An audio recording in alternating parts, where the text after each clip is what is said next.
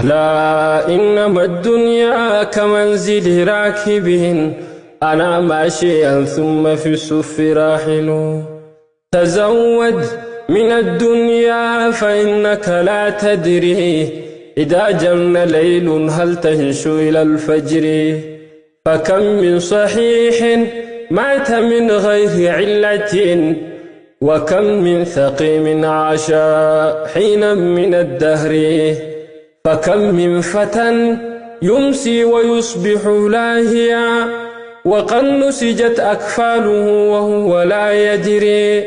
ولو عشت 1000 ثم 2000 بعدها ولا بد من يوم تسير إلى القبر. فكيف تخاف الفقر والله رازق وقد يرزق الأطيار والحوت في البحر.